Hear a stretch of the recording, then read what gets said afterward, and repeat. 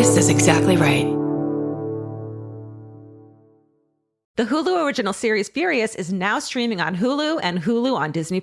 Starring Emmy Rossum as Alice Black, Furious follows a rookie FBI agent on the hunt for Catherine, played by Lola Pettigrew, a mysterious and calculating female serial killer. While Alice upholds justice, Catherine kills for it, terrorizing the rich and powerful men of New York in her pursuit of vengeance. With secrets that change everything, Alice discovers there's a thin line between hunter and prey. Watch the Hulu original series Furious. Now streaming on Hulu and Hulu on Disney Plus for bundle subscribers. Terms apply. Goodbye. The best time to think about home security is before you need it. That's exactly why there's Simply Safe. Traditional home security only alerts you after a break-in has already happened, and that's too late. Simply Safe is changing that. Simply Safe's US-based live agents identify threats on your property and help deter them so intruders never get to your house. The system is customizable so you can build one that fits your home and your specific needs. The 24/7 professional monitoring is effective and affordable and won't lock you into a long-term contract. I think that's what's so scary for so many people is that long-term contract. And like, whatever turns out you don't like it or need it,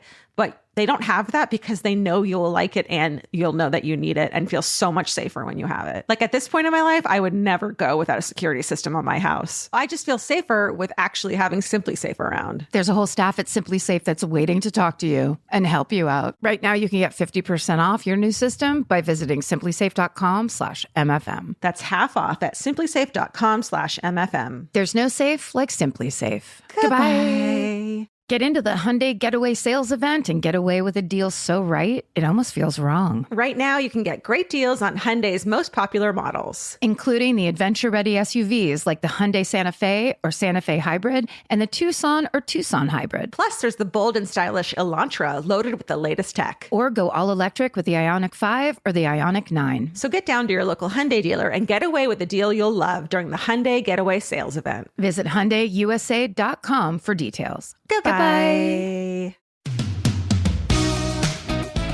our 1-year bananaversary.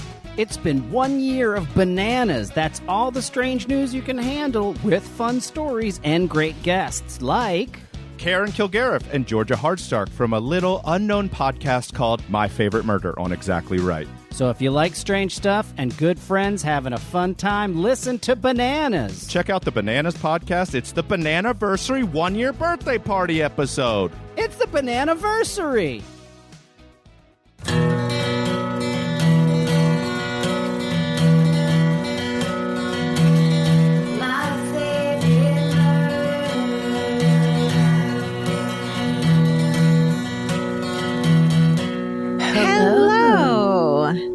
And welcome to My Favorite Murder.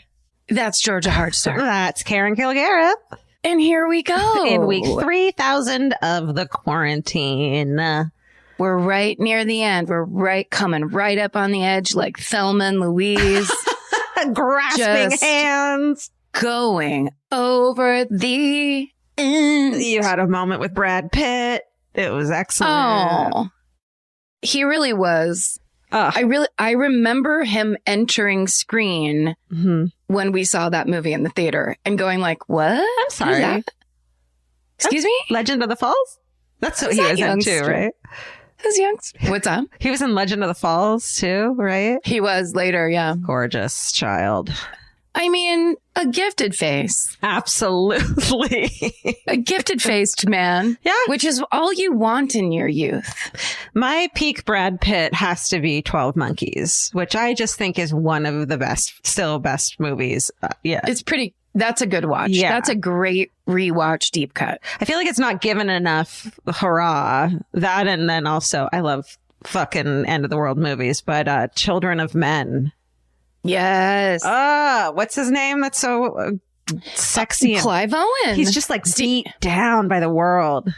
I mean, actually, you know what? I'm putting that on my list because I was scraping my brain. It feels like we recorded the last episode yesterday. So I was like, and we talked for so long on the top of that one that I was like, literally, I emptied the well of anything I'm doing in my life. I feel like when we have long talks on one episode, it's guaranteed that the next one will be 20 minutes usually, because we just blurt everything in our entire lives and brains out and then are left panting on the shores of podcasting.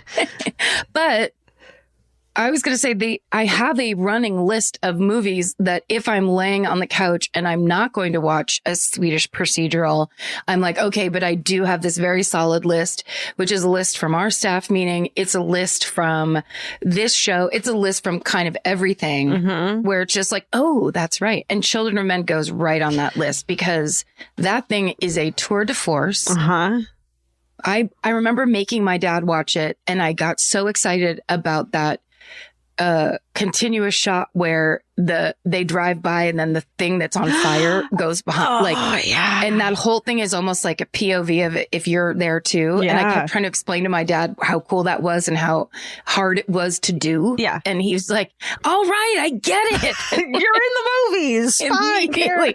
I was just like, but look, Dad, see, look at this thing. There's no cuts. There's no cuts. I will say too that speaking of getting recommendations from this podcast, from the advertisement for Mayor of Easttown was really good. The first episode. Of course it is. It's Kate Winslet. But also Guy Pearce. No. Fieri? It's Guy Fieri. He's the love interest of Kate Winslet. Finally, there's something I want to sexy scene. No, the one from Hollywood. Guy Pearce. Yeah, Guy Pearce. Right. Who's like, oh, he's one of those men that you're like, how do you get hotter the older you get? Gruff, newly gruff. Because again, gifted face. Yeah. Gifted face, gifted actor. But yes, he has those like, he has a perfect nose, eye, cheekbones. Yeah. I guess that's the mask area. Yeah. It doesn't matter with men what happens to the mask area. It's annoying. Scrape it up and women will like you more. However, with women. Yeah. No. Kate Winslet looks incredible though too. Like I think there is a similar age going on with them and they're both just like delivering the hotness. But Kate Winslet has always looked like a haunted portrait of a Victorian widow or something. Yes. Like she is from Heavenly Creatures. Yes. Also, Melanie Linsky was the co-star and equally beautiful. Kate Winslet, when she the more she went on, they just kept going, oh, cast her in like a period piece. Yeah. Look at what she looks like in an empire waist dress. Like insane. Like hoist those fucking tits as high as they'll go. Those milky, beautiful breasts. Excuse me. Wow. Jesus. Didn't know I was into that, but apparently I am. But hey, if Meredith gets it going for you, so be it. It does. And speaking of what you're speaking of, can I tell you a book I'm reading that halfway through I cracked the fuck up? It takes place in the late 1800s. It's a true story, but it's like fictionalized in a really, really great way. It feels like fiction. Nice. And it's about this woman who's a black widow. She kills everyone. She comes over from Sweden, and so does her sister. No, don't say it. What? Don't say I read this. I know. So halfway through, she kills her second husband and then marries a guy whose last name is Guinness. And I realized, wait, her first name is Belle. It's fucking Belle Guinness of Triflers Need Not Apply. I didn't know that till halfway fucking through.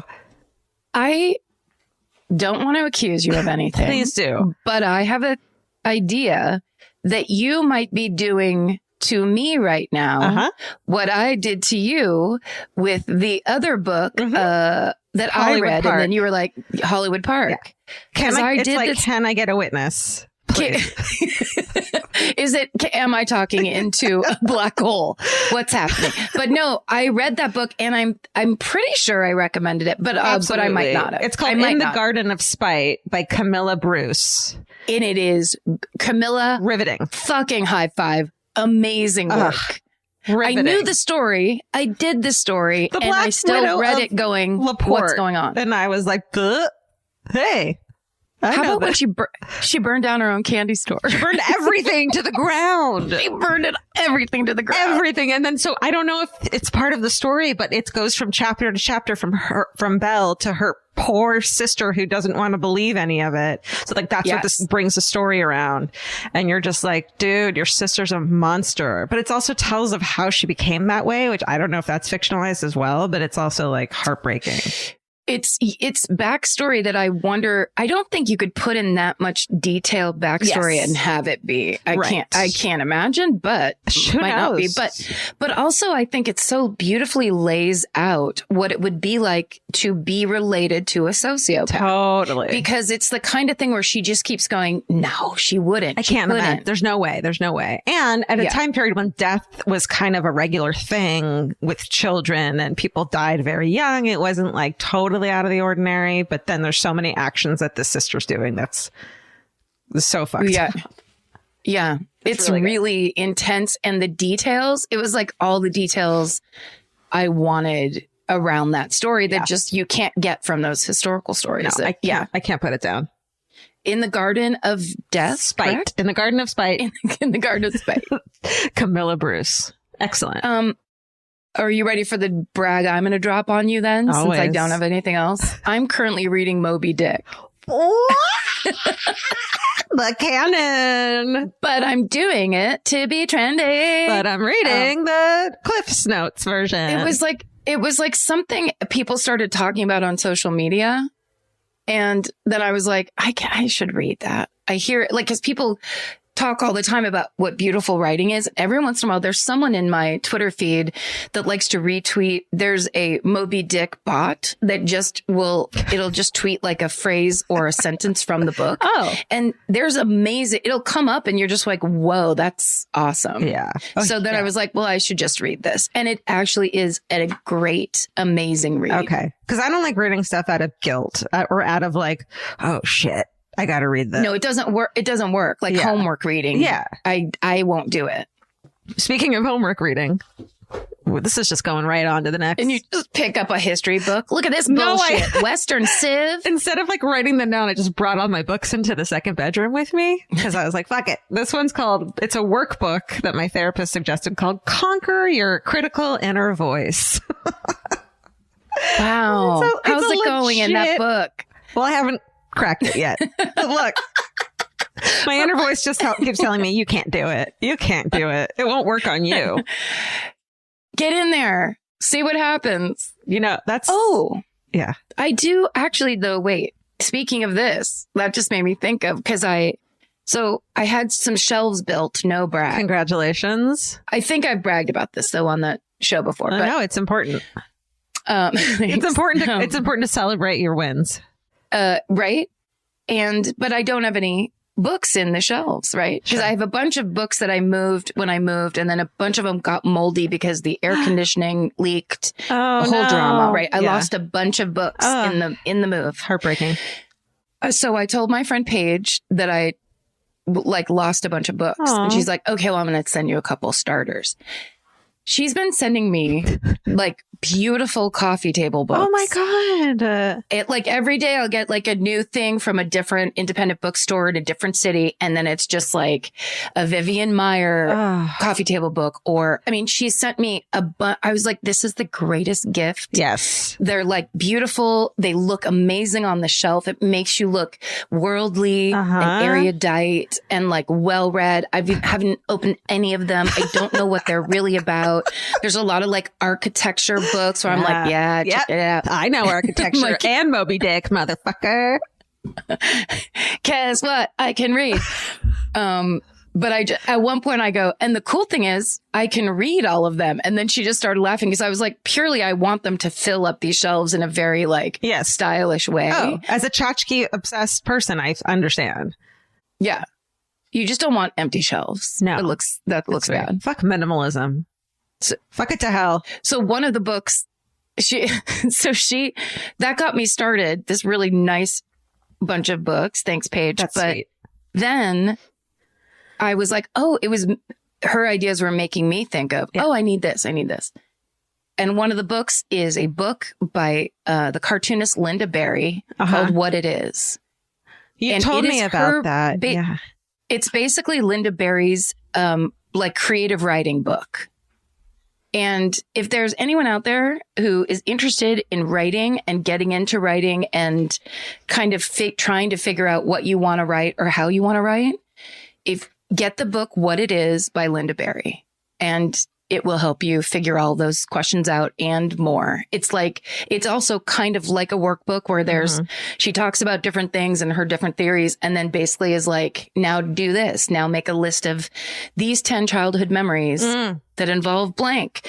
She's the one that did the thing of, you can't remember your phone number 2 phone numbers ago, but you can remember your first phone number from your first house. You definitely suggested that to me when we were writing our first book and I was having an existential crisis, and I definitely picked it up and read half of it, which was reflective in my chapters in our book.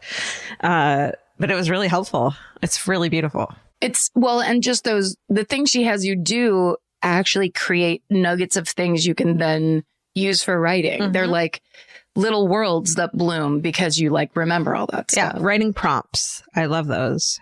Right? It's very cool. Good. This is our lit episode. Can anyone handle it?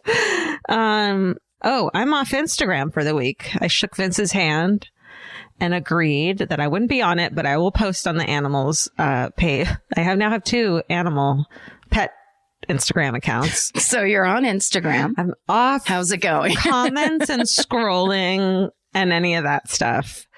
It's great. I replaced the Instagram app button on my phone with a printer or something, and the amount of times I've absentmindedly scrolled and hit open the printer has really taught me something about my automatic lizard brain need for stimulation. And it's dopamine hits. Dopamine hits. That's what we want. Yeah. So that's the setup. I highly recommend it, everyone. And we'll see how it goes. I can't imagine it's not going to be positive. How many days has it been? It was 3:00 on it was a Saturday afternoon at 3:00. And today's Tuesday afternoon. So a couple days. And how much longer? You have to go till Saturday? Yeah, go till Saturday. Maybe I'll go longer. People have gone longer, I guess, and thrived. So they have. Chrissy Teigen made it 24 days. Oh, you can do this. I'm no Chrissy Teigen, but but look, I think taking breaks from a thing that is not real and does not exist in reality is a very good idea to then spend time in reality. I think find the dopamine hits in reality, I guess, is the goal. That's a good point. And I'm also when I have the urge to take a picture or video of something, usually my pets, I think, why don't you just enjoy it as is right now because I do it and I have all these expectations of do something cute, do that thing you just did. And they never do what they just did before I hit the camera. And then so I miss it completely. I think a lot of people probably with kids have the same issue where it's just remember this. And how lovely it is. Yeah. And then you're not always going, what will so-and-so think of it? It's just you're just kind of in life, which I think now seems, social media makes it seem like that's a little dimmer than if everybody else was consuming it. Definitely. What else have you, how are you? Where are you? Well, you know what I was going to tell you about was, so I think I've told you this already, but my Canadian friend, Jacob Tierney, who's from Letterkenny, he and I were for a little while we would do movie nights. Oh. And the recurring theme of the movie night was Gerard Butler. What? The French actor? No, that's Gerard Depardieu. Very similar. A great actor. Gerard Butler. Thespian. You know him. But he is. So, hits. I think we started at 300 where I was like, can we just watch 300? I think it helps people. And he was like, of course. The most recent one, and the reason I'm bringing this up is because I really was scraping my brain for a legit recommendation. But I was like, what's the movie you've watched recently that you genuinely enjoyed? I already recommended Minari. So if you haven't seen Minari, I'll re-recommend it because clearly I don't lie and the Oscars don't lie. It's a beautiful, beautiful, warm, lovely film. But also, you could say a lot of the same things that you might say about the beautiful film Minari, about Gerard Butler's newest hit film, Greenland, because it is a movie about the world ending. And there's something about that these days, like you were saying before, it's so satisfying. Yeah. It's emergency. There's bad shit going on. And it's a survival situation. Yeah. That thing where it's but like also entertaining. when you have one single focus and that's to survive the awfulness that has happened because of decades of the shit that led up to it. I feel so like satisfied with those kinds of movies, you know, survival. It's good. I would recommend, although it's going to cost you $20, which is 4 people going to the movies for $5 or 2 people going to the movies for $10 or you what going about, for 20. Well, what if 3 people and a child go? That's $17.50. A matinee? You're still getting a bargain. Okay. It's a bargain. Okay. Thank you. Yeah. Because I wasn't going to do it until you broke that down, and you're right. Do you have anything else? Are we scraped clean? I really don't. I've actually also, I haven't been on Twitter in a while just because it's all very bad. Yeah, that's good.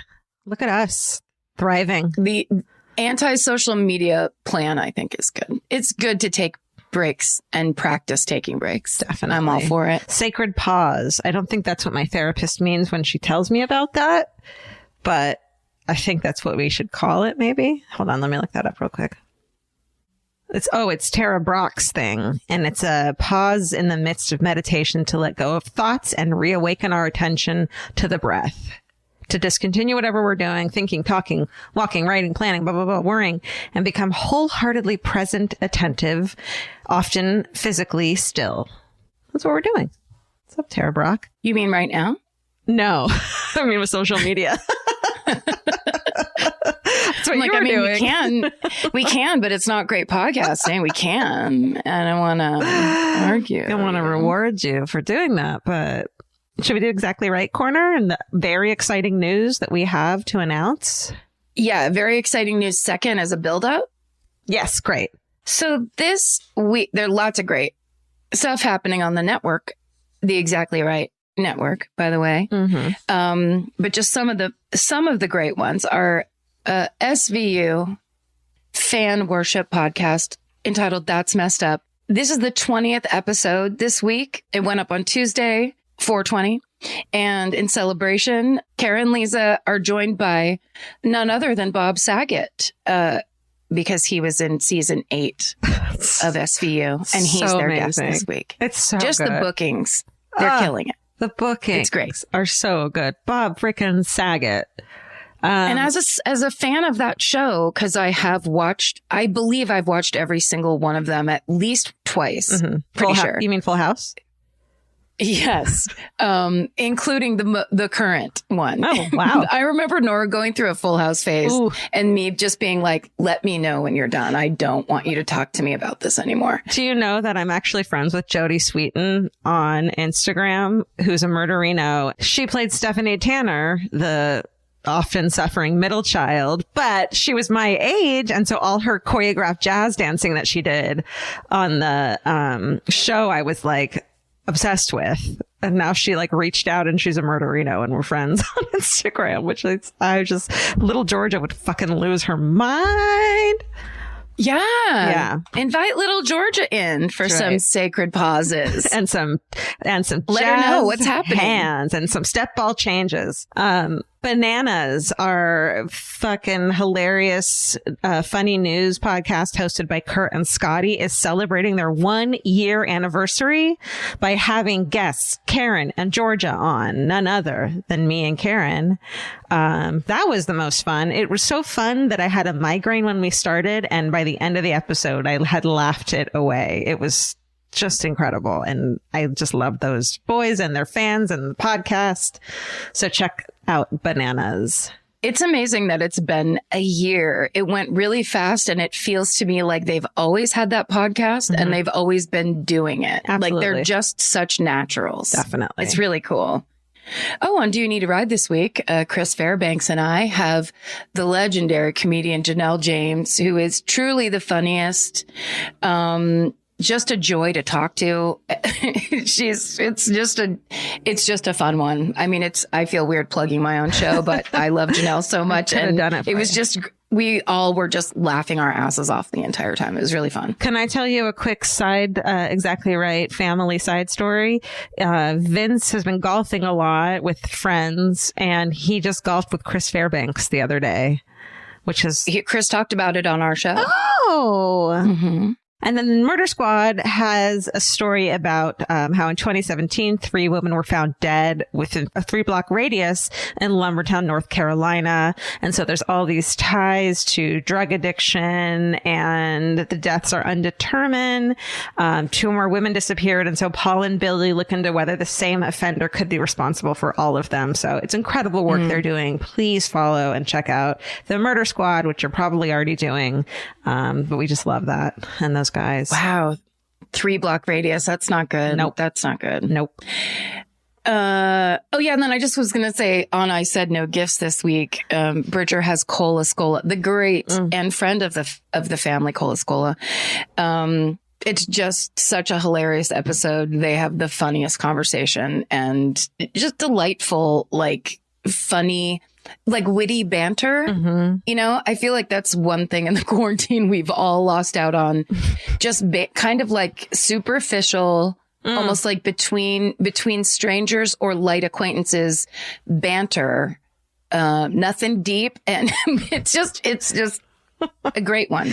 Those two are just comedy geniuses. So they are quite a combination. I bet. They're quite a combination. It's great. It's a great episode. Cool. All right. That's our biz. Also, real quick, in the My Favorite Murder store, we have a bunch of toxic masculinity ruins the party again, shirts and tank tops, classic and brand new styles. And the spring cleaning clearance sale is on now, and first access goes to the fan club members. So check that out before everything sells out. And now the big announcement that one we've been waiting for truly months and months to tell you guys about. It's going to be out of the blue. We haven't even hinted about this one. We've kept it under wraps. That's right. Everyone knows the great Nick Terry, who's been making MFM animated cartoons of little clips of the episodes for us voluntarily on his own time, out of the goodness of his heart. He's been making listeners and us laugh, and he's been making My Favorite Murder meme dreams come true, and just making these characters out of the words we say that just are so delightful. And I'm sure you guys have seen them all, but guess what? We have officially partnered with Nick Terry. And now the Exactly Right Network has their own YouTube channel where all 23 of Nick Terry's MFM animated episodes are going to live. Plus, to entice you guys over to please subscribe, a brand new episode, never before seen episode of MFM Animated is going up today, Thursday, April 22nd. And it's called Snake Den, and we've seen it and are overjoyed. We can't wait for you guys to see this. It's just a whole new ball game with Nick Terry at bat.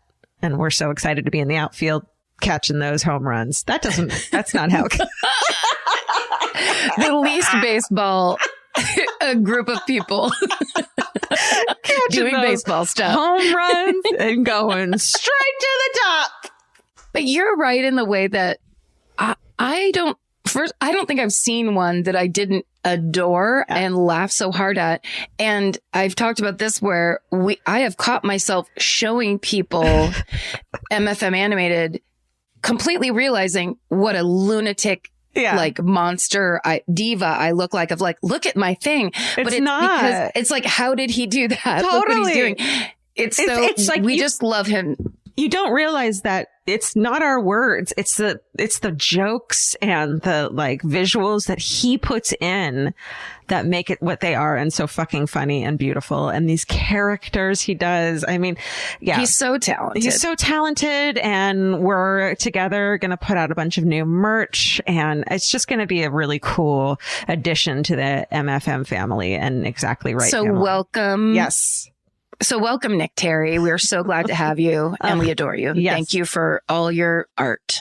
And there's going to be a brand new one every month from now on. So please subscribe to the YouTube page. It's youtube.com/exactlyrightmedia.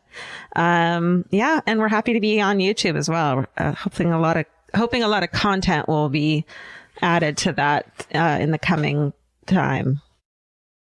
This podcast is brought to you by Squarespace. Every successful small business starts with someone saying, I wonder if people would actually buy this. Squarespace gives you everything you need to find out. From consultations to events and experiences, you can showcase your skills with a customizable website designed to attract clients and grow your business. With Squarespace's collection of cutting-edge design tools, anyone can build a beautiful, professional online presence that perfectly fits their brand or business. Get paid on time with professional invoices and online payments. Plus, streamline your workflow with built-in appointment scheduling and email marketing tools. Head to squarespace.com/murder for a free trial. And when you're ready to launch, use offer code MURDER to save 10% off your first purchase of a website or domain. Goodbye. You know your favorite summer clothes by what actually makes it into your suitcase. Find the outfits you'll wear all season long at Quince. Quince's 100% European linen pants, dresses, and tops are the pieces you'll reach for all summer long. They're lightweight, effortless to style, and they start at just $32. Their denim is soft and comfortable, and their organic cotton sweaters are perfect for layering when evenings get cold. Quince's beautiful 14-karat gold jewelry adds a subtle finishing touch. So I just went to Italy, and you bet I brought my 100% European linen scoop neck midi dress along with me in the color of floral waterfall, and I wore that thing all over Italy.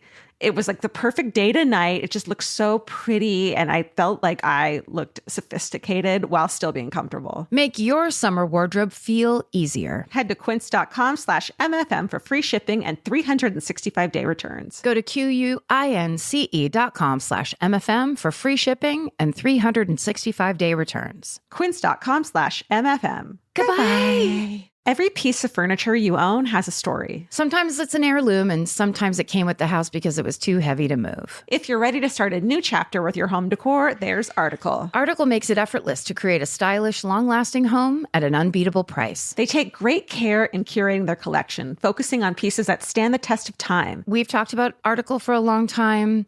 There are pieces in that catalog that are so affordable that are room changers. And if you go through there and there's like a little something you don't even realize you need it until you see how they have stuff set up or what style combinations that they're doing, where they do the boho chic, there's mid-century, it's a little bit modern, it's something new. Like there's so many choices in there, and it's not going to break the bank. As someone who's interested in tons of different styles and time periods, Article covers them all in one place. I love that. I know I've mentioned already how much I love my entryway table, but I swear to God, because the path that it's on, I pass it 4 times a day, and I love it more every time. Article is offering our listeners $50 off your first purchase of $100 or more. To claim, visit article.com/murder, and the discount will be automatically applied at checkout. That's article.com/murder for $50 off your first purchase of $100 or more. Goodbye. Okay. Well, I'm really excited to tell the story this week of Sophie Scholl and the White Rose anti-Nazi youth movement.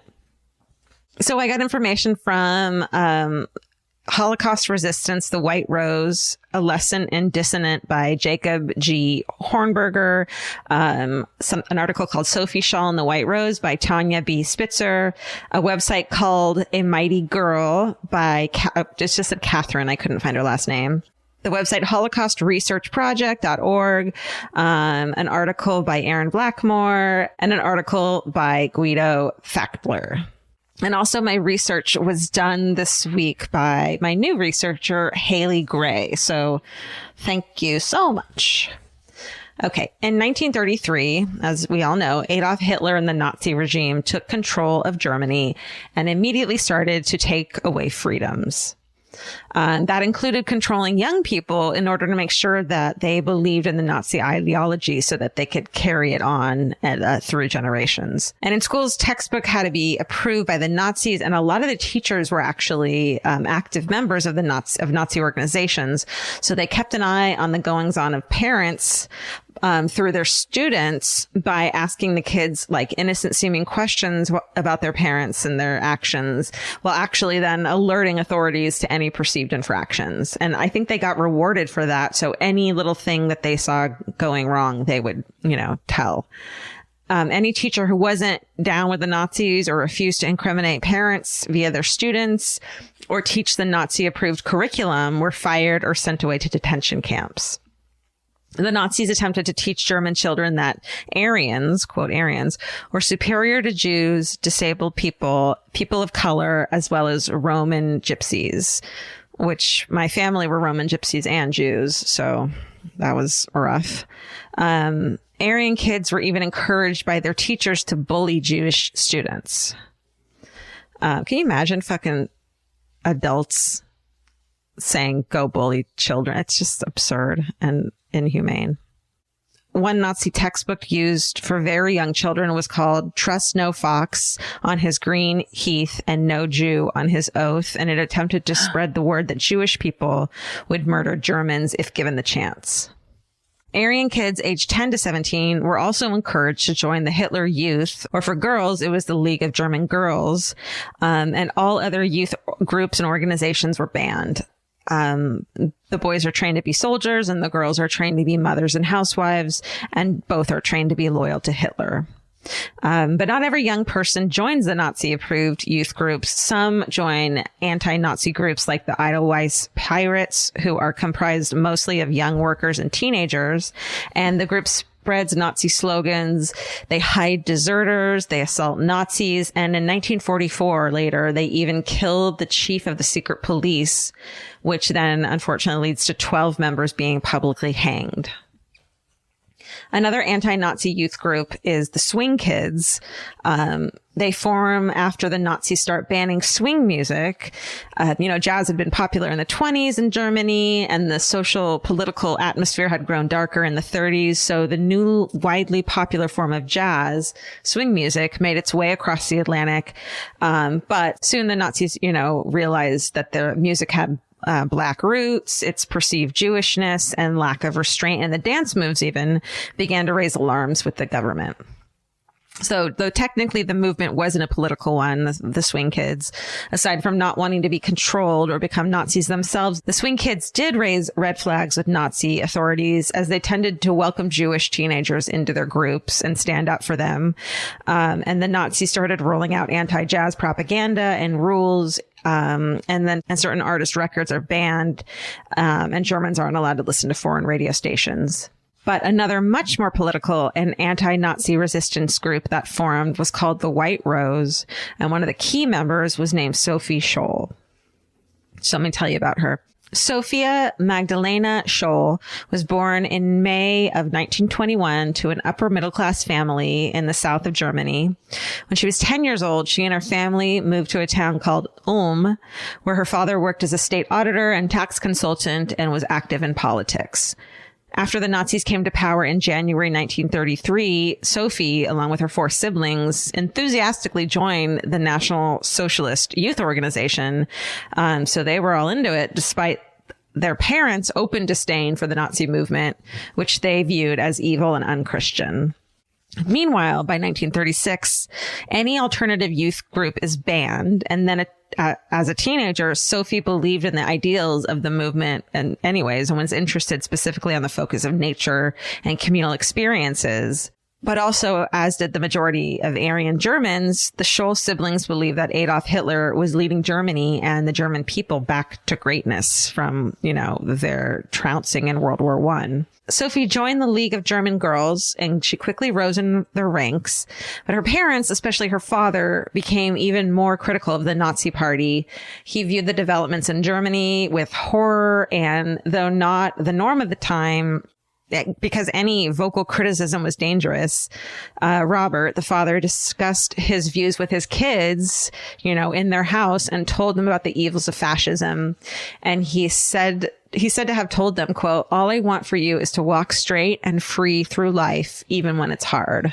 In 1937, several of Sophie's siblings were arrested for being members of a non-Nazi youth group.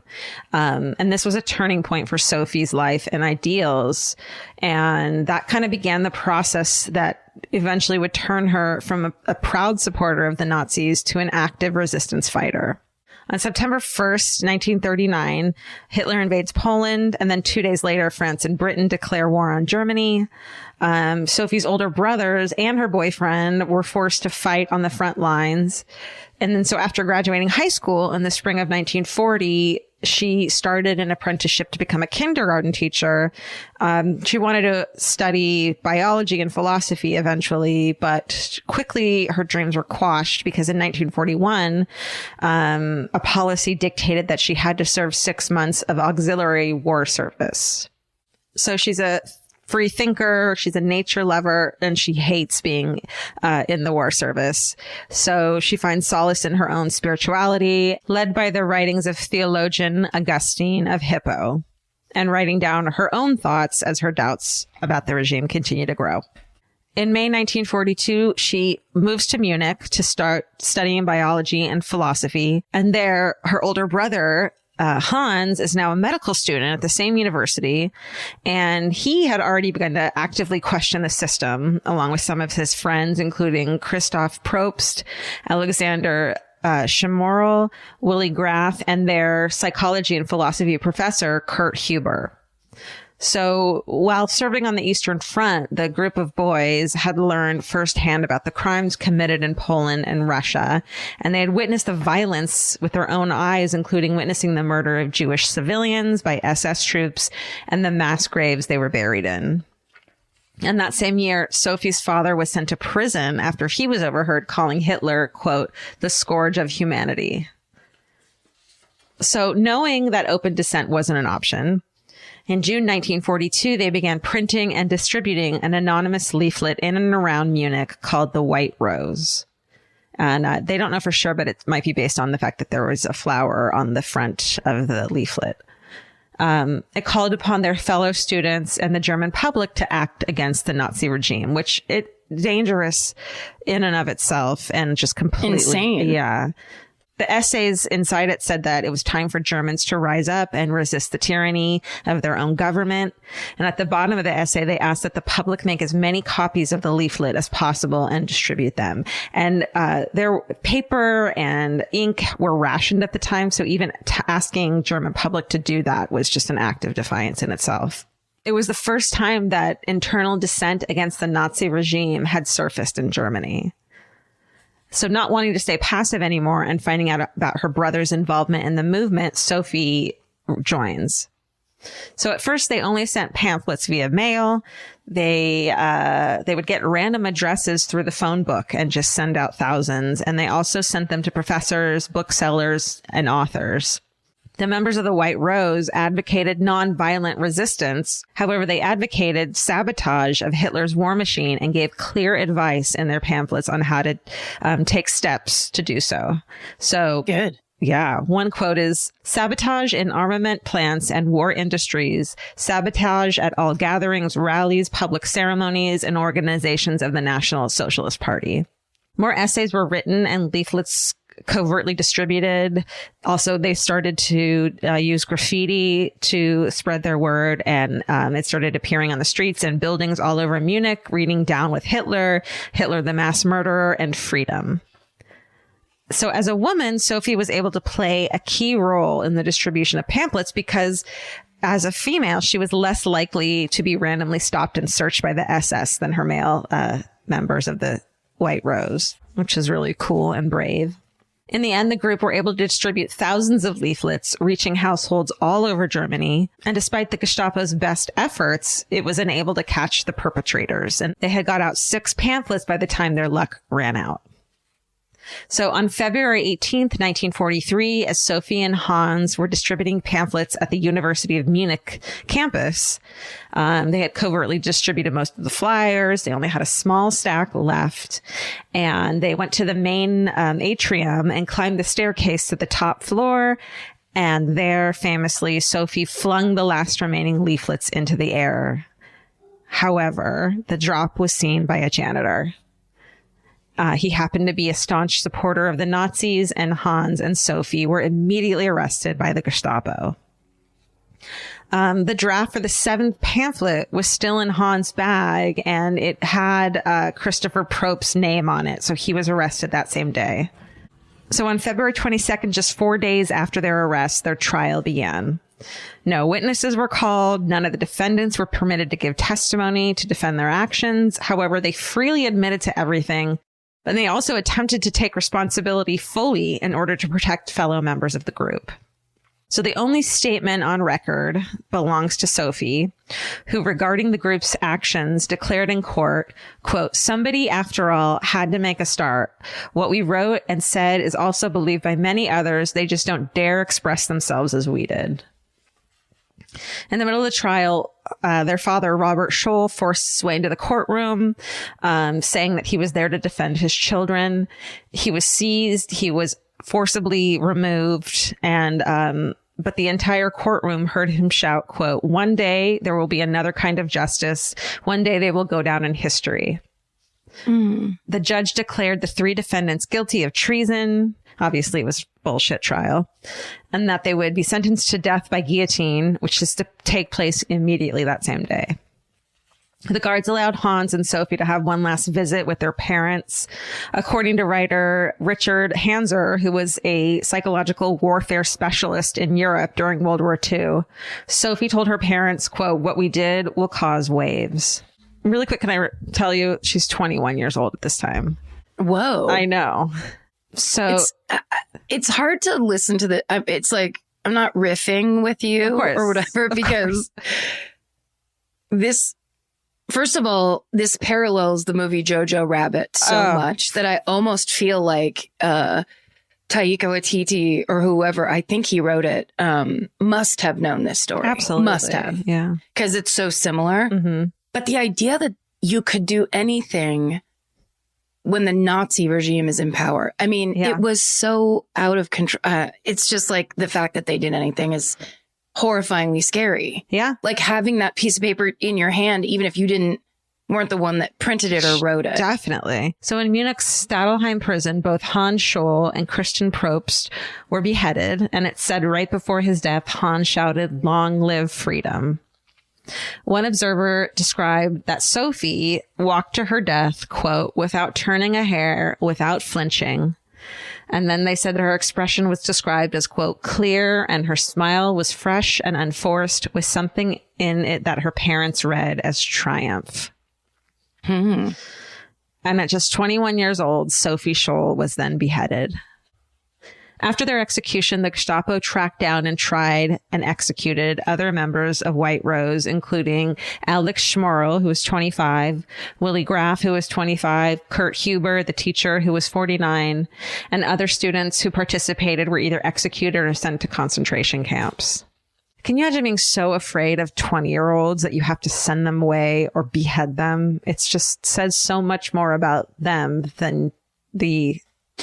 It's what they were doing to every single person except for literally like the person that was standing next to them wearing the SS uniform. Totally. It's what they did to everybody. It's insane. So after their deaths, a copy of the 6th pamphlet was smuggled out of Germany and delivered to the Allies. It was retitled The Manifesto of the Students of Munich, and Allied forces dropped millions of copies. Whoa. Uh-huh. And they spread their words. And do you know what year that? It just says after they were put to death, and that was done in 1943. So, and the war ended in 45. So somewhere between there. After the war, verdicts like those against the Scholls were overturned, and Germany now considers the White Rose members to be heroes. And in fact, today there's a square at the University of Munich that is named after Hans and Sophie Scholl. And I know, and there's streets, squares, and schools all over Germany named in honor of the members of the White Rose. In total, there were only 6 leaflets ever published and distributed by Hans and Sophie Scholl and their friends. 4 were under the title The White Rose, and 2 were titled Leaflets of the Resistance.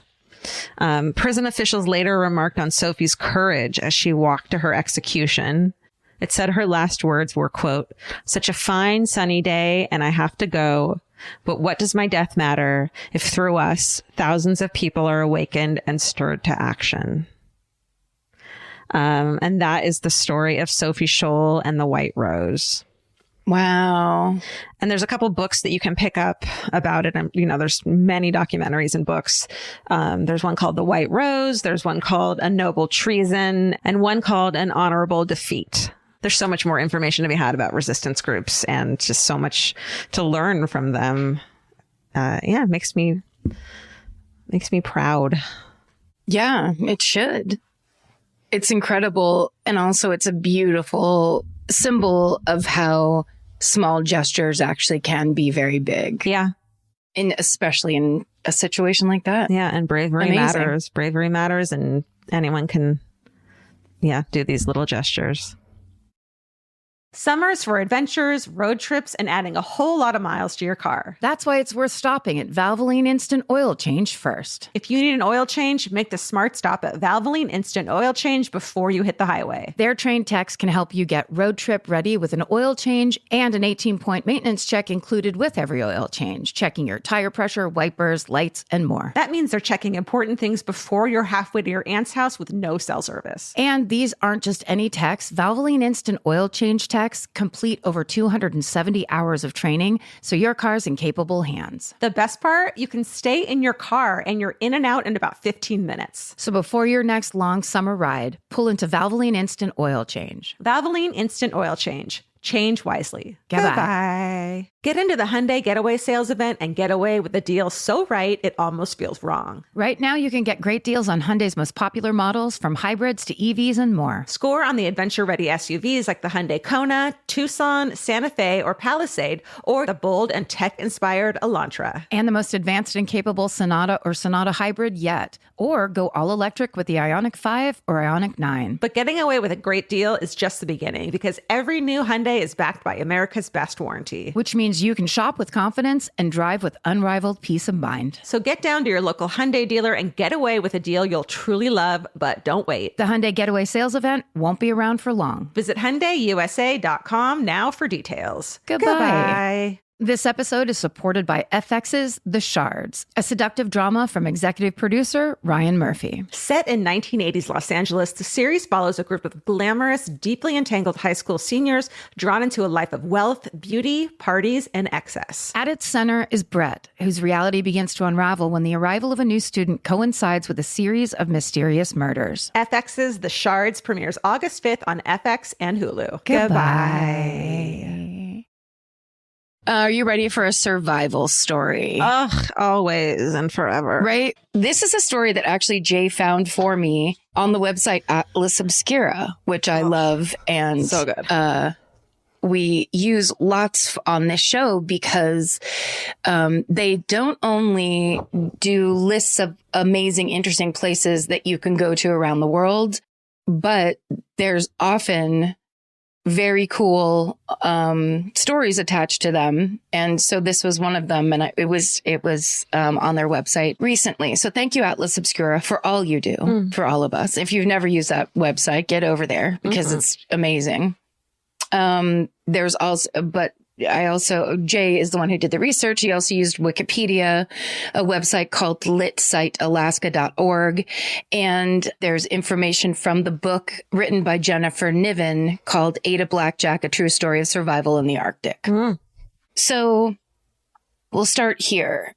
When 23-year-old Inupiat woman Ada Blackjack agreed to join a 1921 Arctic expedition to a remote icy island just north of Siberia, she was skeptical.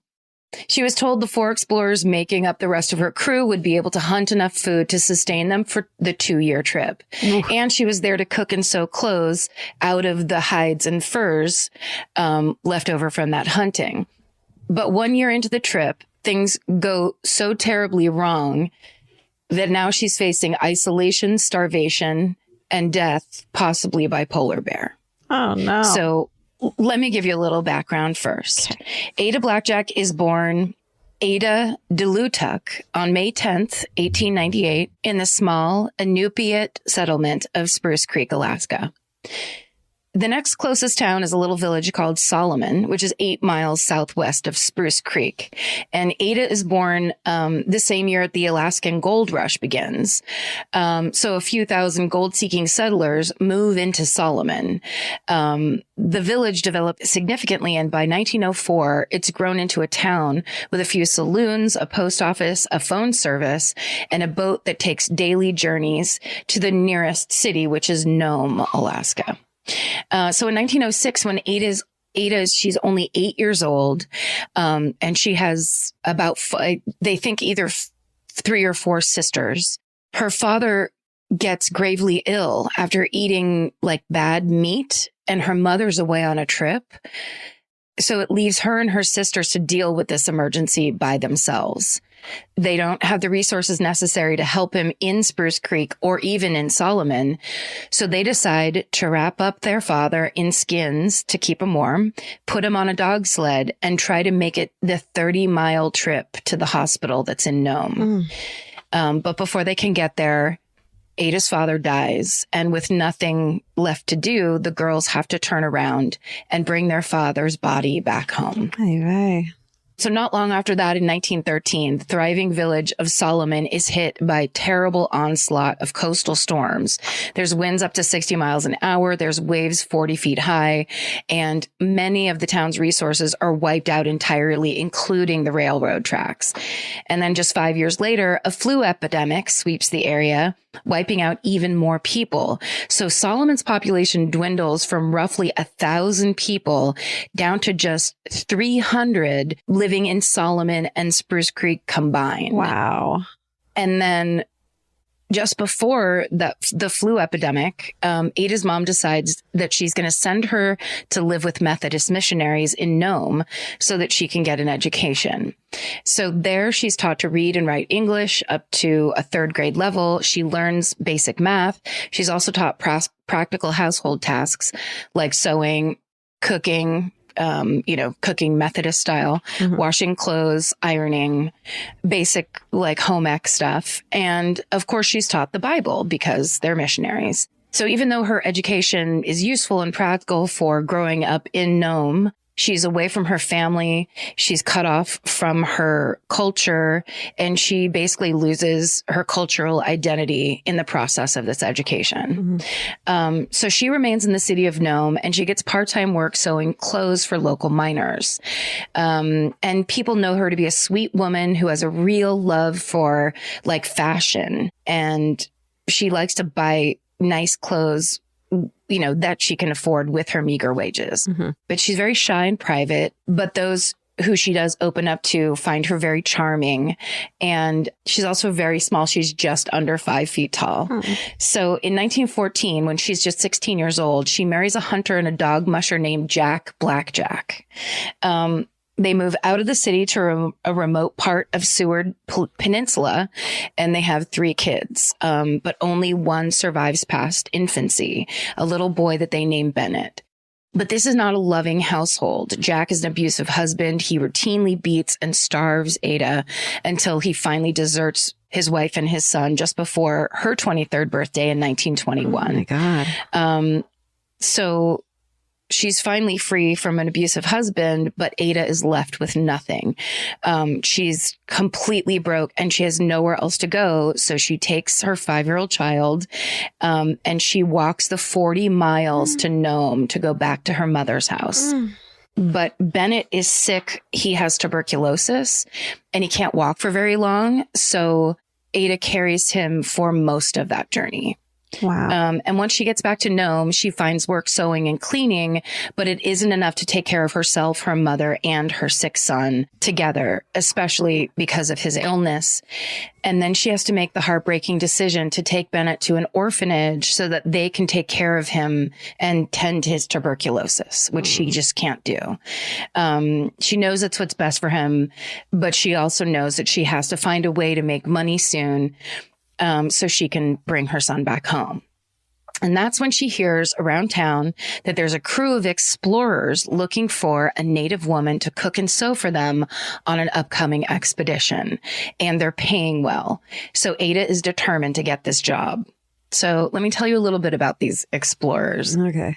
During the late 1800s and into the 1920s, rural America is swept with a popular trend called Chautauqua traveling shows.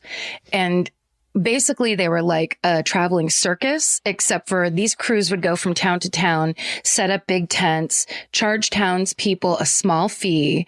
And then the attractions were teachers, musicians, preachers, showmen, scientists. And it was basically with the goal of bringing the arts, culture, and education to America's most remote communities. And one such a speaker on the Chautauqua circuit is a charismatic Icelandic American explorer named Vilhjálmur Stephenson. So this guy dazzles his audience with his tales about venturing by sea to the Arctic wilds and hunting and surviving in the harsh, desolate landscapes. And people love him. He draws huge crowds and he inspires young boys everywhere to follow his adventures. And one such boy is a boy named Fred Maurer of Ohio, who always had a strong yearning for adventure, to the point where when he's 18 years old, joins the crew of a ship. And shortly after that, in 1906, Stephenson, he visits this ship that's Fred's working on as a guest, and the two meet and they start a friendship. So Stephenson is convinced that there's an entire undiscovered continent further north, and he wants to be the one to find it. So in 1912, he recruits Fred as a crew member for his 1913 Canadian Arctic expedition aboard a ship called the Karluk. But what was supposed to be a journey to discover new lands up north aboard the Karluk becomes a nightmare when the ship gets trapped in an ice floe just 1 month after setting sail. Hey. And if that's not bad enough, Stephenson abandons his crew and makes his way to the Alaskan mainland by foot across the ice, while everyone else is left to fend for themselves on the harsh Wrangel Island, which is just north of Siberia. Goodbye. Isn't that like a huge no-no when you're captaining anything to fucking later days? Your entire freaking crew? Any gal who's seen Titanic knows you got to go down with that ship when you're the captain. And this guy bailed and left everybody. In fact, out of the 25 crew members, 11 of them die on this island. Fred Maurer is one of these survivors. So he actually got to the island and then ended up living. He's incredibly disillusioned. He's sick and starving, and he goes back home to Ohio to recover. Now, the remaining crew members and the Canadian government all assume that Stephenson is dead, because he just walked off onto the ice and away. He was getting cigarettes. He was just going to grab some smokes. Yeah, right. I'll be right back. Dude. BRB, guys. 2 years later, another ship's crew spots Stephenson on the icy beach of Cape Kellett, Canada. So he just found a spot and just started living there. He'd been living in the Arctic on his own the whole time. And upon his rescue, he tells crew member Lorne Knight, who will return later, it's just as easy to live up here as it is down home if you know how.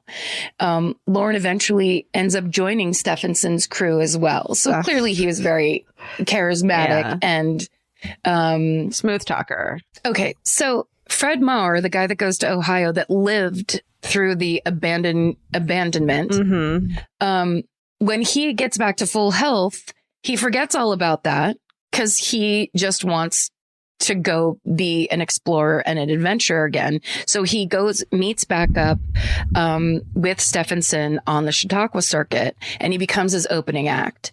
In 1920, Stephenson is called away from his Chautauqua show. So he has Lorne Knight take his place. And so Knight and Fred Maurer becomes fast friends. And then a third young man, 19-year-old Milton Harvey Gale, joins Stephenson's team as the show projectionist. So now he has like this little band of employees that think he's the greatest and follow him around and hang on his every word. Yeah. Even though Stephenson never set foot on Wrangel Island himself, that's just where the crew ended up. It becomes this huge point of interest for him. And basically, he's decided that he wants to claim it for England. Okay. So basically, the 6 months that his mostly Canadian shipwreck crew spent on the island was the longest anyone had ever inhabited it. But he thinks that's his reason that he should be able to lay claim to it. He just needs to get back to it and like claim it. Men. He believes the island has a lot of potential to be an air base for people traveling from North America to northeastern Europe. And even though neither Canada nor Britain have any interest in it, Stephenson talks about wanting to go to Wrangell, and his 3 young employees are all completely down to join him. The problem is that, given his prior shipwreck with the Calic, Canada does not want to fund this trip. And realizing that no one in his current crew is British or Canadian, which is the way he thinks he's going to get money from Canada, he recruits a Canadian student. In March 1921, he sends a letter to the University of Toronto asking for a suitable student to join their ranks. And they send 20-year-old Alan Rudyard Crawford, who hasn't graduated, doesn't have any experience, but is very smart. And he's an excellent student, and he really wants to be an explorer. So that's fine for Stephenson. Do you think everyone hated him and they were just like, take old, what's his face over there? And I mean, it would be a good way. It would be like, oh, a 2-year Arctic exploration. You know who has to go. You know who's really smart. Unfortunately, his idea of pulling in a Canadian to get Canadian money, that doesn't work. Stephenson can't get government funding, but he is dead set on getting there. So he pays for the whole trip himself. And he figures once the island is claimed, Canada or Britain will pay him for it. So in the summer of 1921, Stephenson and his crew hash out the plan. They're going to meet up in Nome, and they're going to set sail for Wrangell Island from Nome, Alaska. Because of his status as a Canadian citizen, Crawford, the 20-year-old, is named the captain of the ship. Ooh. No experience, doesn't know anything about it, but that's just so a Canadian is involved in Canada will give him money. He has a big old red flag. It's not a great plan for Arctic exploration, I don't think. I'm not an expert, but it's only a name because Lorne Knight is the one with actual sailing experience, and he's also almost 30, so he'll really be this ship's captain. The most shocking piece of information that I found reading this story is that Stephenson will not actually be joining them. He's not going to go on the trip. He's just sending the boys. He makes so much money off of his books and off of the speeches on the Chautauqua circuit that he decides he doesn't need to go on any more expeditions. So he just sends asshole other people for real. He's the worst. Yeah. Stephenson advises the group that they only need to bring 6 months worth of food and supplies with them because they'll just be able to live off the land for their 2-year stay there. He's never been to this island, but that's his advice. Oh, yeah. He just says that they need native women who they can hire who can sew fur, like snow outfits for them so that they'll stay warm in the wintertime. It's very specific, basically like use the whole animal when you hunt, you eat, and then you take their furs and pelts and skins and you make clothes for yourself. Yeah. And you'll be fine. So it's late summer of 1921, and this is when 23-year-old Ada Blackjack hears that the crew is hiring a seamstress. And she also hears they're paying $50 a month. This is far more than she's been making. It's a huge chance to make a big chunk of money and go get her son out of the orphanage. She jumps at the opportunity. The crew immediately likes her. It's a huge plus that she can speak and write and read English. So they hire her, they give her money to purchase supplies, and they ask her to report to the docks on September 9th, 1921, as will the rest of the seamstresses that they have hired. But when Ada arrives on September 9th, she notices none of the other women have shown up. Hey. And that doesn't sit well with her, so she tries to back out. But the expedition team convinces her to stay. They tell her that the boat, which is called the Silver Wave, is going to stop at a settlement on the way that's like north of Nome that's going to pick up some other seamstresses. She's still skeptical, but she does not want to break her promise. And it's a rare chance to make such a large sum of money that she might normally not have. So she agrees to go. So the crew consists of Alan Crawford, who's 20. That's the Canadian student. Lorne Knight, who's 28. He's going to be the captain. Fred Maurer, he's the original. He's already been through this before and he's going back for more. And then Milton Gale, who's 19. and Ada, who's 23, and a cat named Victoria. Really? Oh, yeah. It's an old sailor tradition. It's good luck to have a cat on board. Oh, and also probably catches mice. Vermin. Yeah. Cute. Then the vermin don't get into your snacks. Right. It's a Tom and Jerry cartoon, essentially. Right. They set sail that day, September 9th, 1921. So everyone in Nome told these guys the waters are too rough and icy and they will not make it to the island. But they're like, no, we're fine. And 6 days later, they do arrive there.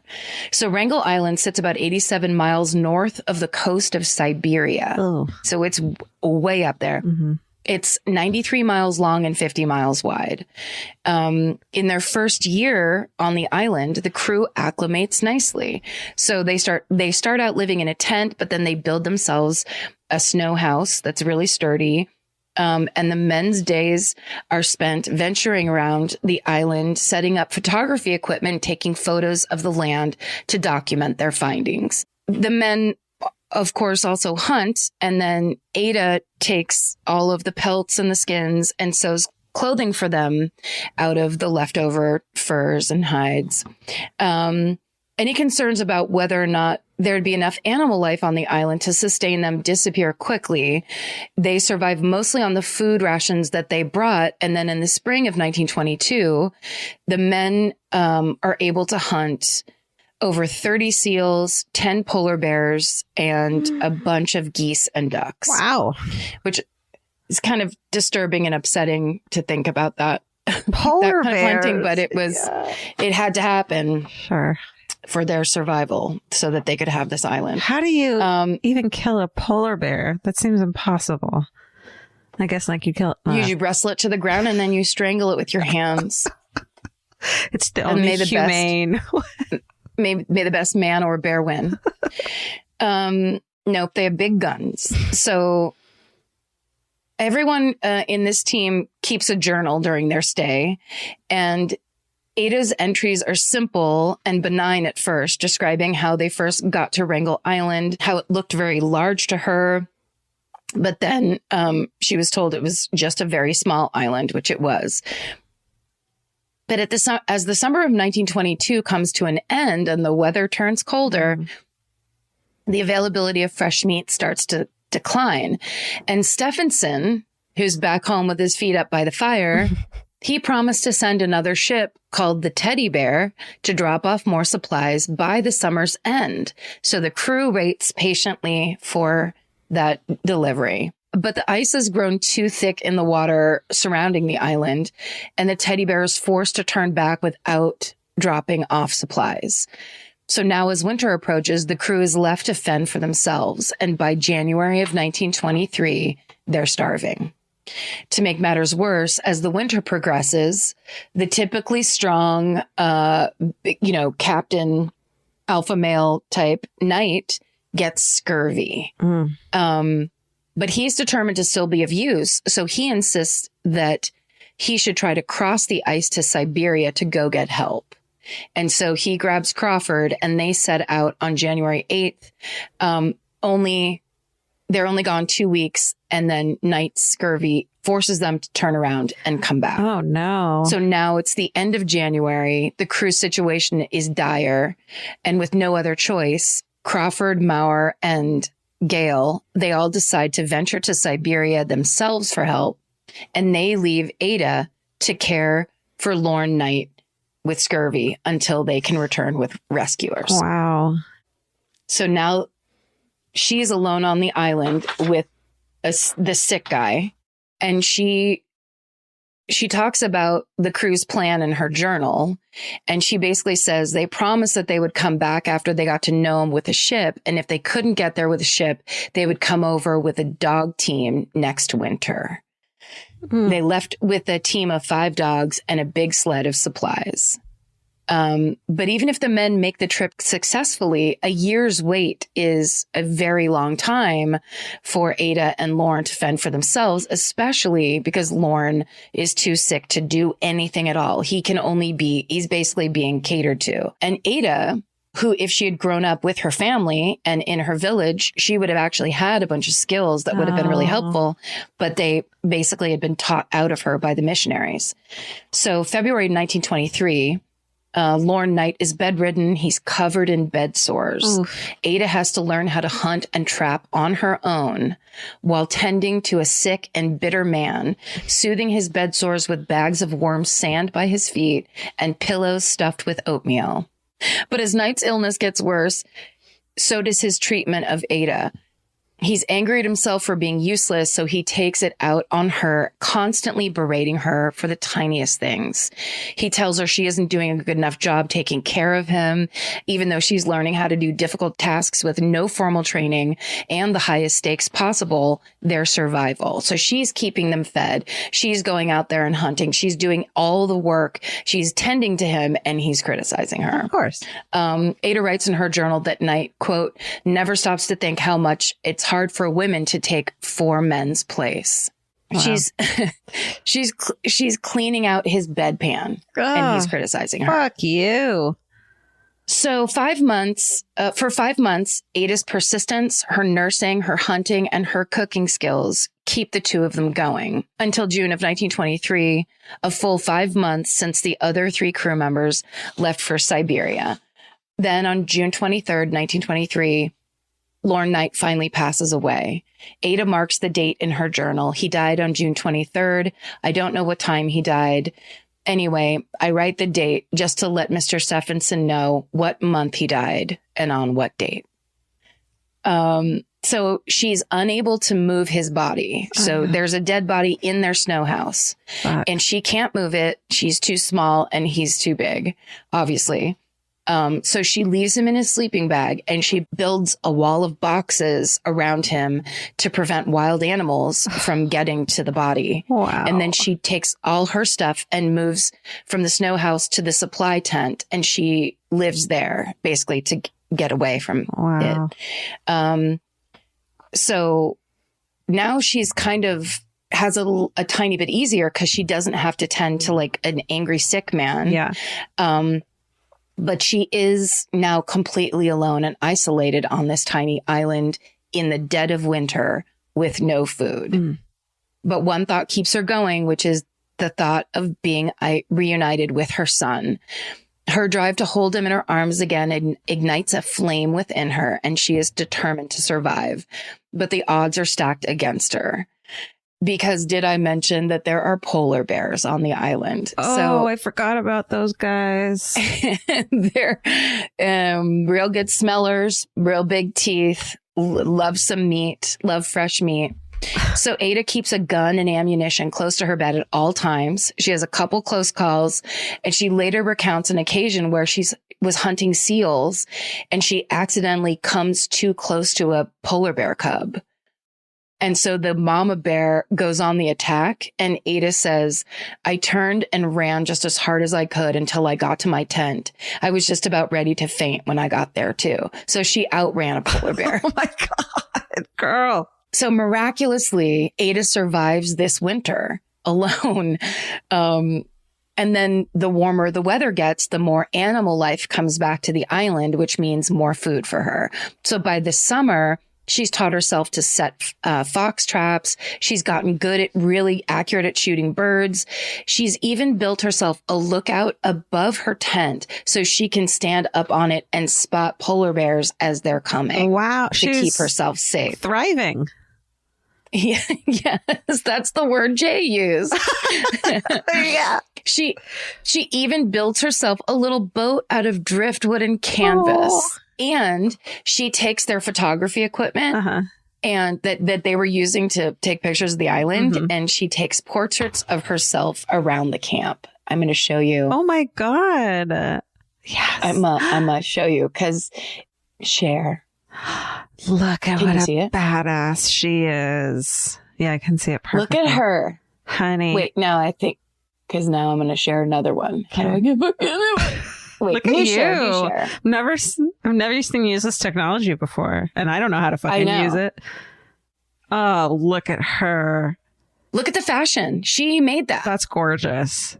And that's her taking pictures of herself deserted on a frozen fucking tundra, Man. trying to pass the time. That smile says it all. She's like, yeah, yes, that's me. That's right. Check this coat out. Isn't that amazing? It's so She cool. made it. And the little gloves and the stole. She's awesome. Yeah. Wow. You guys listening, these pictures are in the Atlas Obscura article. So when you go read it, you'll see the pictures Ada took of herself to pass the time. It's the greatest. Ada's alone on Wrangel Island for a full 3 months, and she manages to thrive without the men. Jay. Finally, on August 20th, 1923, a schooner called the Donaldson, which is captained by one of Stephenson's colleagues, a man named Harold Noyce. Noyce! Noyce! N-O-I-S-E. Oh. N-O-I-C-E. It makes its way to the island, and they rescue Ada. She survived for 2 years in the Arctic wilderness. And eventually she will learn that she is the 5-person crew's only survivor. So the 3 that went to get help all died. Wow. And the crew of the Donaldson is astonished by her survival skills. One crew member later says that Ada, quote, mastered her environment so far that it seems likely she could have lived there another year, although the isolation would have been a dreadful experience. So when she finally arrives back in Nome, of course, there's a flurry of attention, all the locals, and there's media. Stephenson issues her payment, which is, of course, a lot by her standards because it's 2 years at $50 a month. So that's awesome. Yeah. But she still gets less than she was promised. So he short shrifts her, this SOB, after all that. And I wrote, it's too bad they didn't have Twitter back then. She could have just taken right to see. But Ada doesn't care about any of the attention. She doesn't like any of the attention, and she doesn't even complain about getting stiffed because she just wants to get her son Bennett back. Yeah. With money in hand, she heads straight for the orphanage, and she finally gets to hold her son again. She takes him to a hospital down in Seattle that's better equipped to treat his TB. And while he's never cured of the illness entirely, the treatment in Seattle allows him to recover and grow into adulthood. Amazing. Meanwhile, Stephenson does what he does best, which is he capitalizes on Ada's survival story. Very typical. Exploiting it for his own personal gain. He brags to the papers about how he handpicked her for his crew. Oh my God. While Captain Noyce asserts himself as the real hero for finding and rescuing her from the island. Great, guys. Good job, everybody. Good job all around. Did great. Did you get your credit? Did you get your credit? Does it feel good or does it not feel good? Oh, that's your work to do later. Ada, still shy and not wanting the attention, agrees to very few interviews. But during one of the rare ones, a reporter calls her brave, and she replies, "Brave? I don't know about that, but I would never give up hope while I'm still alive." Oh. The papers dub Ada the female Robinson Crusoe, popular book at the time, racist book.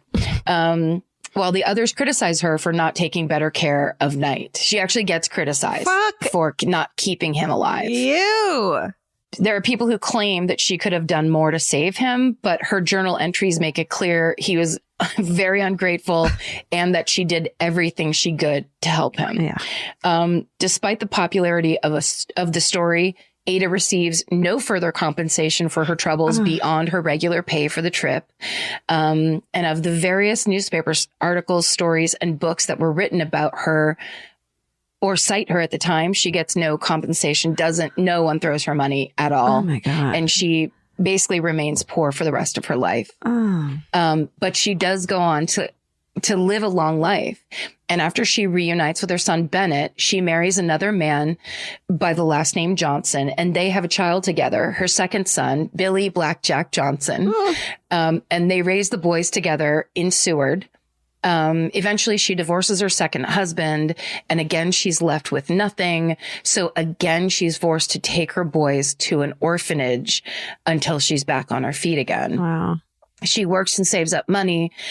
She gets her boys back, and they all move to Nome, where she gets a job herding reindeer for money. And then she also uses the skills that she learned on Wrangel Island to hunt and trap her own food and feed her family. Oh, that's so cool. Her son, Billy, who grows up healthy, eventually moves out on his own, but Ada continues caring for Bennett until 1972 when he dies of a stroke at age 58. About a decade later, on May 29th, 1983, Ada herself passes away in a state retirement home called the Pioneer Home in Palmer, Alaska. She's buried in Anchorage in a grave beside her son Bennett, and her family remembers her fondly. Before passing away himself on June 22nd, 2003 at age 78, Ada's second son, Billy Blackjack Johnson, said this about his mother, quote, "I consider my mother, Ada Blackjack, to be one of the most loving mothers in this world and one of the greatest heroines in the history of Arctic exploration. She survived against all odds. It's a wonderful story that should not be lost of her self-discovery and her cultural reawakening. And it's a story of a mother fighting to survive, to live so she could carry on with her son Bennett and help him fight the illness that was consuming him. She succeeded, and I was born later. Her story of survival in the Arctic will be a great chapter in the history of the Arctic and Alaska. Time is running out, and soon this chapter will fade away unless we care enough to make a record of it." That was from litsitealaska.org, that quote. And that is the amazing survival story of Ada Blackjack, one of the greatest heroines of our Arctic exploration. Oh my God, Ada! Ada, you did it. That's some two badass, strong women in this episode. Great job. I know. I'm looking really at nice. the photo right now of her. It's up on the screen still, and she's just the most badass looking woman I've ever seen, and I'm in awe. I'm just going to really quickly rewrite the end of that story where Stephenson gives her the money she deserves for staying alive and handling shit. And then she gets to start her own line of clothes. Oh, amazing. Because she was already doing it. And clearly, like, you know what I mean? Yeah. Like, she made that fucking coat. I would wear that immediately. It's so cute. And functional, of course. And gets, you know, #1 on the New York Times bestseller list and the top of Amazon. Well, true, except for it was pretty much like I shot a fox. I think it was real standard fare. Okay. It sounds to me. Just literally the details of the day. Nothing. Okay. But the credit, I think I do love the idea that she does deserve the credit. Yes. She deserves to be on the bestseller list just for handling polar bears. Yeah. How about the bestseller Life? The #1 bestseller of Life. #1, Ada. Amazing. Ada Blackjack. Great job. Great job. Thank you. All right. That was a good one. Yeah. Got it done. Did it. We did it. 3.5 hours long this time. Don't worry. That's next week we'll go 4 hours just for the hell of it. Was that your new podcast? On your new podcast? My new podcast called 4 Hours of Silence. 4 hours of sacred pausing. Yes. Well, let's address this monumental day. Earlier this week, we got very good news here in America because Derek Chauvin actually got prosecuted for murder in the death of George Floyd. He murdered him in the street, and he's actually he was found guilty by the jury. The thing that I was reading that I think was the most that was affecting me the most on social media was people saying everyone's talking about that this is this, defining moment in America when actually this is what's supposed to happen when you kill somebody. Yep. It's standard. It should happen every time. It's a human being being held accountable for their actions against another human being. And that's all that's been asked time and time again for a very long time. Yeah, it's very good. Yeah. I almost started crying when I saw it. I got chills. I was really hopeful for it. But of course, we're all really scared that it wasn't going to turn out this way. And, Yeah, there's good reason to be scared. But yeah, just justice actually took place. Definitely. I don't know. I don't even know why we're saying it, but we're not going to not talk about it. We can't not talk about it. Yeah. But also, there's no way to encapsulate any of this in a soundbite way. Right. So, and yeah, exactly. All right. Well, I think that's our fucking hooray, obviously. Yeah, it's a huge, I mean, ultimately we're both sighing and we're very worried about how we're stating this. Yeah. But ultimately this is forward movement. It's not enough, but it's good. Yeah. It is good. Yeah. It's very good. Definitely. Well, yeah. Thank you guys for listening and being here and giving us a little platform to talk our shit. And thank you, Stephen Ray Morris, our incredible audio engineer, for supporting us for 5 freaking years. And stay sexy. And don't get murdered. Goodbye. Goodbye. Elvis, do you want a cookie? The best time to think about home security is before you need it. That's exactly why there's Simply Safe. Traditional home security only alerts you after a break-in has already happened, and that's too late. Simply Safe is changing that. Simply Safe's US-based live agents identify threats on your property and help deter them so intruders never get to your house. The system is customizable so you can build one that fits your home and your specific needs. The 24/7 professional monitoring is effective and affordable and won't lock you into a long-term contract. I think that's what's so scary for so many people is that long-term contract. And like, whatever turns out you don't like it or need it, but they don't have that because they know you'll like it and you'll know that you need it and feel so much safer when you have it. Like at this point in my life, I would never go without a security system on my house. I just feel safer with actually having Simply Safe around. There's a whole staff at Simply Safe that's waiting to talk to you and help you out. Right now, you can get 50% off your new system by visiting simplysafe.com/MFM. That's half off at simplysafe.com/MFM. There's no safe like Simply Safe. Goodbye. Chief Caribbean's Jet Set July sale is here. Right now, save $200 on vacation packages of 4 nights or more with promo code 200BEACH. Whether you're dreaming of Cancun, Jamaica, or the Dominican Republic, your next vacay just got more affordable. Don't let summer pass you by without the beach. Use promo code 200BEACH and get more sand for your dollar. Head to cheapcaribbean.com today to book your beach vacay. Goodbye. This may surprise you, but clothes that feel good and look good don't have to be mutually exclusive. Designs that make you feel as good as you look is what Hill House is known for. Hill House Home invented the viral nap dress. Hill House makes fun, versatile fashion that elevates your look. I now own 3 nap dresses. I love them. They're so comfy and cute. Pockets for days. You know? Get 15% off your first order of $100 or more at hillhousehome.com with code MFM15. That's MFM15 for 15% off at hillhousehome.com. Goodbye.